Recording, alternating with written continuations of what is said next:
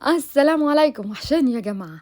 معاكم حبيبة. النهاردة هنعمل مع بعض أقوى 3 عصاير من عصير الليمون. هنعمل عصير الليمون ب3 نكهات قوية جدا. الطعم، كل طعم فيهم عايزة أقول مش هتنسيه أبدا وهيفضل جوه راسك فور ايفر.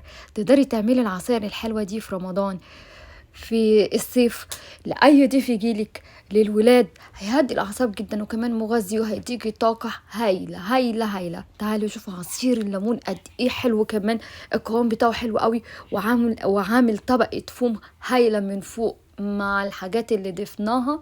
مش هتنسي الطعم ده نهائي. عايزه اقول لاي حد جديد لسه بيزور القناه، لو عجبه الفيديو يعمل اشتراك ويحط لايك ويتابعني على قناتي التانية وصفحتي على الفيس. هسيب اللينك بتاعهم جوه صندوق الوصف. مبدئيا لازم نستخدم قشر الليمون، محدش يقول هيدي مرارة. استنوا بس شويه وتابعوا الفيديو في الاخر وانتوا هتعرفوا هنستخدم القشر في ايه. هاخد حوالي معلقتين قشر ليمون يكونوا فريش، واكون مجهزه شويه سكر على جنب، واروح حطهم من فوق وابتدي اظبطهم مع بعض، اقلبهم يعني بالشكل ده. تقليب بسيط، مش محتاجه اكتر من كده عشان عايزه برضو القشر معايا. هاخد بقى الاكواب اللي هشتغل عليها، هتبقى الحروف مبلولة عشان اقدر اخد طبقة من السكر ده مع قشر الليمون فيها بالشكل اللي انتوا شايفينه. هتلف الكوباية اللي هتستخدميها او الكاسات بالشكل ده لحد ما تعمل طبقة شكلها حلو مغلفة بالسكر وقشر الليمون. اللي مش حابب ده يكنسله وما يعملهوش خالص، بس مجرد ديكور، وكمان بيدي فليفر حلو قوي وانتي بتشربيه مع العصير. بيطلع مع قشر الليمون والسكر بيبقى فيه ليه نكهة، يعني عايزة اقول زيادة في النكهات. هستخدم هنا اول نكهة عندي الفراولة. هاخد حوالي 2 أو 3، ما تزوديش عشان عايزة طعم الليمون مع طعم الفراولة ويدي نكهة حلوة مظبوطة. وهعصرهم بالشكل ده، مش ولا هضربهم في الخلاط ولا اي حاجة. بضغط عليهم لحد ما اهرسهم خالص كأني بهرس بطاطس. بصوا ده شكله في النهائي، مش بخلي فيه قطع خالص.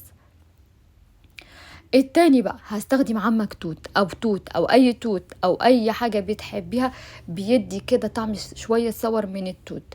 وهعمل نفس الشيء فيهم.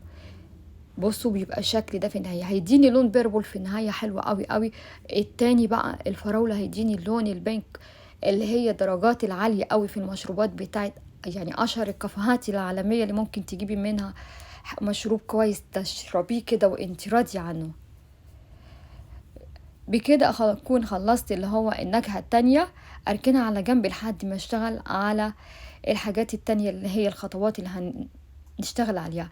هاخد شرايح الليمون لان الشرايح دي هستخدمها في النهاية في الديكور. يعني اعملي شرايح رفيعة، ما تزوديش قوي.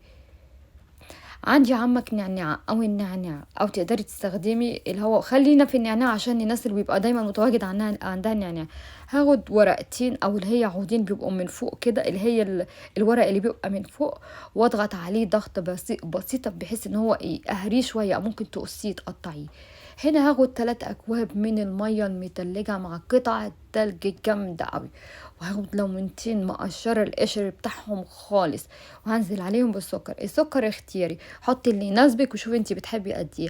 او ممكن تستخدمي السيرب. ما رضيتش احط السيرب عشان اغلب الناس بيبقى ما عندهاش سيرب وبتستخدم السكر، فحبيت اسهل ليكو. وسبته دقيقتين، مش هصفيه خالص، ما بيتصفاش عندي، هو الطحن وبقى كله كده. وانا بصبه قطع التلج نازله متكسره هايله، عامل فوم رهيب، والعصير حلو، اللون بتاعه حلو قوي قوي. القوام بتاعه برضو جميل مع قطع التلج اللي هي عامله زي المجروش والمكسر ده. عايزه اقول في النهايه بمسك هنا كل نكهه عملتها بقلبها باي حاجه، بمعلقه وتبر اي حاجه متواجده عندك، بحيث اني اطلع اللون من فوق مع الطعم والإضافة الحاجات اللي حطيناها زي مثلا الفراولة.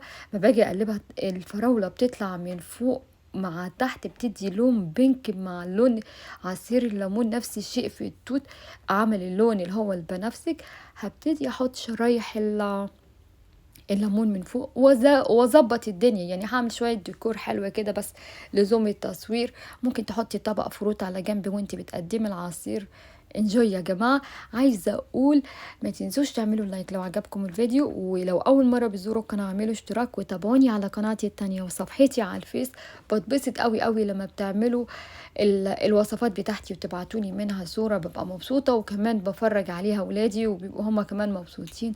العصير حلو قوي قوي، شكله هايل مغري جدا، عصير عالمي يعني 3 نكهات عالمية، وما فيش فيها اي شغل خالص. ان شاء الله ننزل مع بعض بسلسلة او خريطة عصاير، يعني دعولي انزل معاكم يعني عصاير رمضان واللي هو البلح والحركات دي ان شاء الله، ويعجبكم. بص اللون عامل ازاي، الفراولة مع الليمون، مفيش طعم هايل.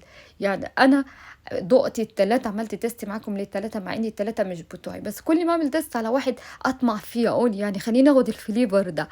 في النهاية يعني أنا شربت من ال3 عشان يبقى عندي يعني ايه اسمها ايه، عملت كنترول على نفسي. انجوي يا جماعة، دي كانت طريقتنا بحبها قوي قوي قوي.